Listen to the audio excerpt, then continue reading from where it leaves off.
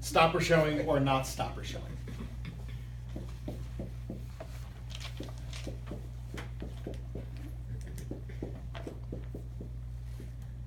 All right, how about this hand?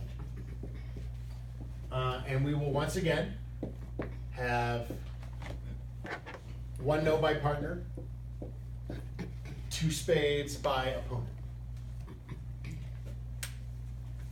Do you want to be in which game? Do you want to be in game? Yes. Somewhere. Which game? What would be the most likely targets? Four hearts or three no, probably, right? Hopefully not five of a minor, because we're pretty balanced. So if we don't have an 8-card heart fit, we'd like to play three no. Those are the two standout choices.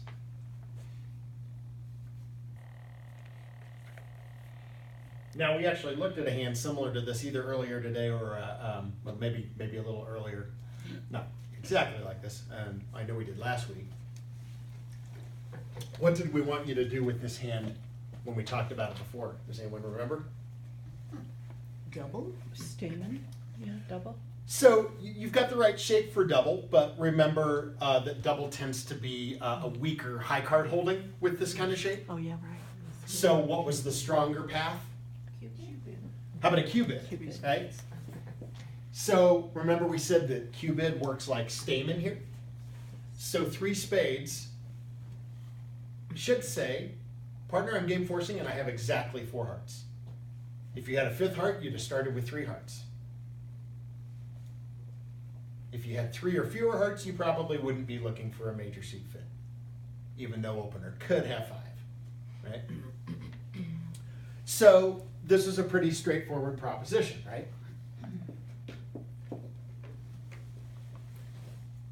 If partner has four hearts, they can bid four hearts here, and you're happy. If partner doesn't have hearts, but they go back to no trump, they must have spades stopped, right?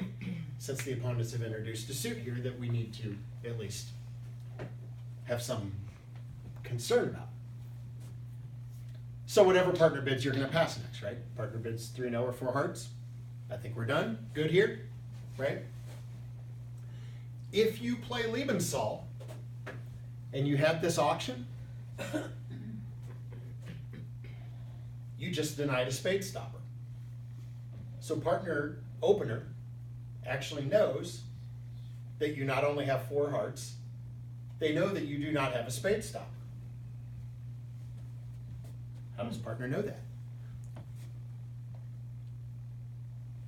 Because you would have gone to 2-0 and 2-0. All right, so we can use lebensohl And then 3. on these stamenish auctions.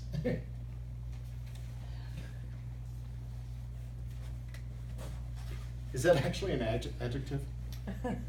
Stamenish? It is now. You just made it. It's even a verb. Have you heard stamenize? To stamen? Stamenize. All right, so responder, let's make your hand a little bit different. So we're really in the same situation, right? You could, I think you'd be comfortable with 3-0. You're generally balanced. King 10-3 of the opponent's suit, that's a stopper. So 3-0 could be the best contract. Four hearts still might be the best contract, even with you having a spade stopper, right? Well, why don't we tell our story and let partner make the decision? But if you bid 3-0 there, doesn't that mean you don't have a stopper? Right. So if you went right to That's if you went right to 3-0, Lebensohl. you don't have a stopper. You So have we're not going to do that. You have to go to, So yeah. So let's rule out the immediate 3-0. you have to go to 2-0. And now we could Q bid to show the hearts, but we actually have a path where we can do this stamen-like thing and show the stopper. And it's by going through lebensohl yet again. So remember, partner's not in on the joke yet. They don't know where you're headed just yet, so they have to bid 3 clubs, because 2-0 always forces 3 clubs. And so what would you do next?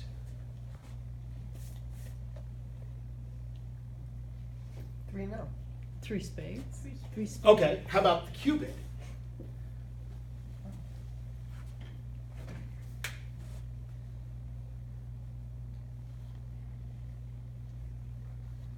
This is Stamen with a stopper. That's what you have done. Awesome. So if you bid 3 no at this point, you have the king of spades. The only thing that's different is you wouldn't have a 4th heart. Your 4th heart would be another card if you bid 3 no now. But you've told your story. You said, okay, partner. Yeah, again, partner thinks that maybe you're just going to pass 3 clubs or correct 3 diamonds or 3 hearts. But now when you cue bid, you're saying, no, partner, I had a game forcing hand. And I've got the 4-card major and I've got spade stop. So why don't you please place the final contract? Opener bids 3 no or for hearts, whatever looks best. Probably 4 hearts if they have 4 of them, just in case your stopper is a little shaky. You might be better off in the suit. Without, probably anytime partner doesn't have 4 hearts, they're just going to bid 3 no. And they don't need a spade stopper because you have shown it. This is a really good system if we can remember. Yes, but you can say that about any convention and any system, right? Of course, Marion's not one. Any bid is only as good as it can be remembered, right? That's right. You're not confused with anything else. Exactly. But there's a logic to it. There is no other bid you could make at that point besides 3 spades that could mean what you want it to mean. Yeah, I mean, this is the luxury that Lebensohl gives you. It lets you show all these different hand types. Yeah, you've got to remember which sequence you're going through. Remember, okay, fast denies the stopper. So if you can just, stay on that. Just remember that the faster you get where you're going, that you don't have This is like the you stopper. have to do Roman key code. You have to learn it, you just have to learn it. Yeah. Exactly. So the 3 spades up there by the 2 no would say, I do not have a stopper. 3 spades at this point Oh, is no, that's, yeah. Just stamen. Yeah. Yeah, all we did Okay. was we introduced another step. We took one more round of bidding to show the stopper.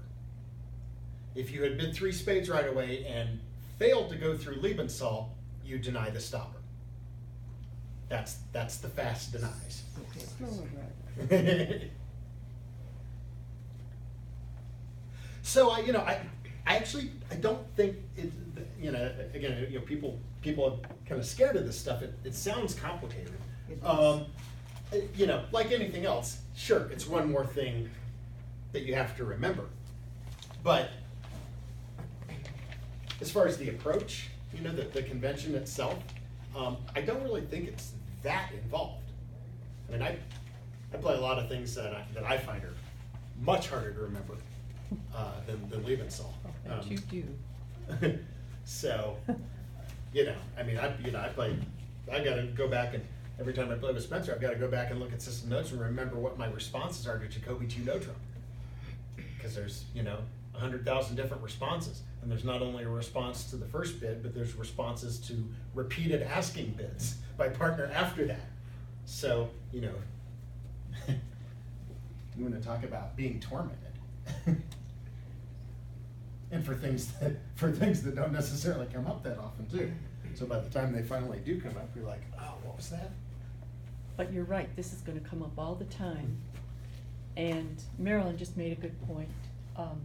When we first heard Roman key card, it was like, no way, Yeah. I'm never gonna be Yeah. able to remember that, but we've got it now. And I think Yeah. I think this is possible. Yeah. Roman what? Roman. So, and I'm sure there was a time where there was much less interference over your no trump. Right. And when that was the case, this was before Don't and before Capoletti and before all these other things that people play that are intended really to be more obstructive, more destructive than constructive. Not that, look, sometimes you get in over, I've had a couple of hands here recently where, I had an overcall. My hand was at least as good as the no trump bidder's hand, and I had a long suit to go with it. So it doesn't mean that every time somebody gets in over your no trump that they have a lousy hand, but people are trained to get in just about any time they have distribution, whether they have a good hand or not. And so just because of the way people are playing, I feel like lebensohl and negative doubles going with that by responder, I think that those are really critical. If people weren't getting in and trying to screw up your no trump auctions all the time, I don't think these tools would be all that necessary. But now I feel like they are. That's why I feel like I want to prioritize lebensohl. I want you to be able to deal with this interference no matter what the interference is. And that's the other part of it too. Not only are they interfering more frequently, but you don't know how they're interfering, right? You can't prepare for everything. You all play don't. You'll find some other opponents who play don't. You'll also find opponents who play a dozen other systems because there's so many different things you can play, and everybody's got their favorite. Everybody's got their pet conventions. It's like, oh, I used to play don't, but now I'm playing this other thing, and it's so much better. And everybody, seriously, this wheel has been reinvented so many times, it's ridiculous. So talk about when we know the two suits, when the two suits are known by the interferer. So the talk to me about general- stoppers then. Okay, so lebensohl really only works for one stopper. One suit stopped. Right. One, So, so if they make a bid where there are two known suits, you don't really have an intelligent approach where you can show or deny. You've just got to make the best of it. If they make a bid where one suit is known and the other suit is unknown, the stopper showing is with the known suit. So for example, if it goes one no and they bid two spades, and let's say they play Capelletians, two spades shows spades and an unspecified minor. Our solution to that is we only worry about stopper showing for spades. We don't worry about their minor because we don't know what it is. So don't even worry. thank you. If you try it, you think, well, better be sure we have our stopper in clubs and diamonds, to cater to either suit. Just don't even worry about it. Worry about the known suit. And look, and sometimes we have no idea, right? What if they overcall two clubs Capelletti? Long suit. Any long suit. The answer is, who cares? Do your normal thing. Of course, over two clubs, that's less problematic, right? Because double there actually is statement, right? Double is still your stolen bid, and you can still transfer. So two clubs, as they call it, unanchored bid, no idea what this bid is showing. But we don't worry about that because doesn't eat up our bidding space. So the last topic as part of this lebensohl